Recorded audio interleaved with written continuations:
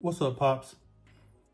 So today I wanted to talk a little bit about this dichotomy that we place between moms and dads, which first of all, that puts us on this whole, binary piece, as opposed to there being a whole spectrum of gender. I want to talk just a bit about this thing that happens in different communities around, who's central, who's necessary, who's important. And on one camp, you might have, mom is central, mom is important. This is for once you have the kids and whatnot. And then on the other side is that you need a father in the home and that kind of stuff. As with everything, the truth tends to be somewhere in the middle. But I want to give you a couple tools to think about as you approach these discussions. One of the first things is that if you're talking about how families work and you're using research that comes out of,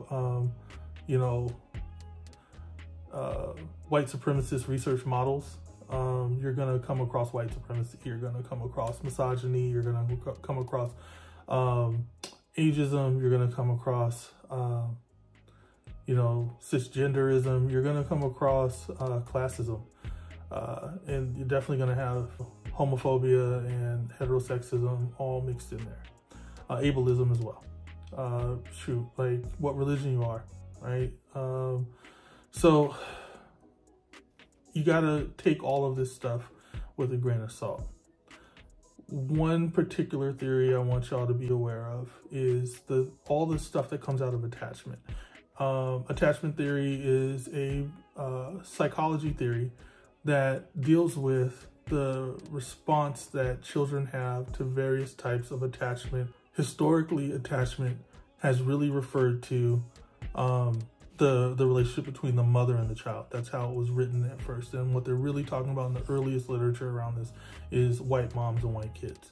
And so when we talk about this research, where we come across something that talks about the mom being central, or the dad being central, or someone being present being essential, what you need to understand is that most of that research is coming from the base assumption that a family looks a very specific way, right?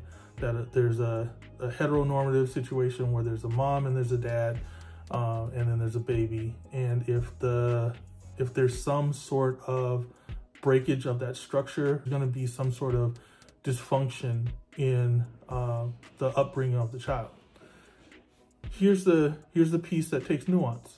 If you're living in one of those nuclear style families, then there's a lot of merit to what the research is referring to.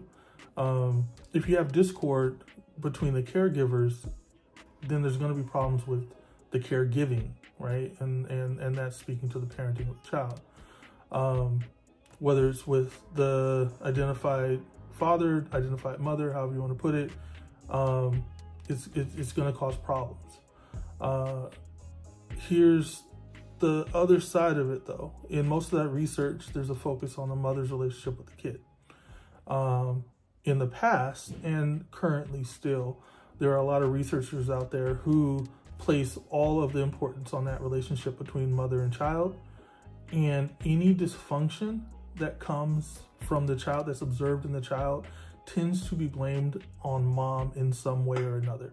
Now, in the past, it was just like, the problem was the mom. You see all these stereotypes out there talking about, you go to therapy to talk about your mom and all that stuff. There's a history to that.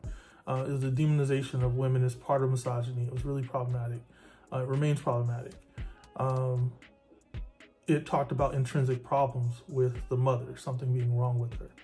Now that's been kind of moved into there's choices that moms can make that will make their kids happier or less happy. And you might even hear that in relation to like, oh, you need to make yourself more happy. You need to live a more happy life. You need to make choices that, maybe you need a different partner. Maybe you need some other thing, right? And it sounds empowering, but it's still placing onus on mom for all the problems that the kid is having. That's, as far as I'm concerned, fairly problematic. Similarly, you could talk about present versus absent fathers, right? So whether father's there, whether father is not there, whether father is interactive or father is not interactive, it can become this thing where everything is dependent on whether this particular caregiver behaves in a way that is aligned with the cultural norm that is being imposed by white supremacist culture. What I'd like to kind of offer to you as we talk about this and we think about attachment is that the way that you fix the issues of attachment and make that theory work well for everyone is to point out that the caregiver doesn't have to be a specific person. The caregiver is in relation to the person being cared for, the child. So whether that's grandma or grandpa or uncle or auntie or cousin or, you know, older sibling or whoever, if they're able to build a healthy, positive connection that feels secure on the side of the child, then really positive things can happen. So whether the father's in the house or the mother's in the house or the parents in the house or whatever, if there's a caregiver who's secure and able to kind of provide that stable parenting, right? Or if there's a group of caregivers who can do that, then the kid's going to be pretty much okay. So even though it might make you feel good to subscribe to some of these ideas around whether your particular identity is central to the child's development, I want you, again, take it with a grain of salt, pull back, chill out on some of the ego, and understand that some of these theories, even though they might make you feel good on the front end, they might actually put you in a position that doesn't feel great on the back end.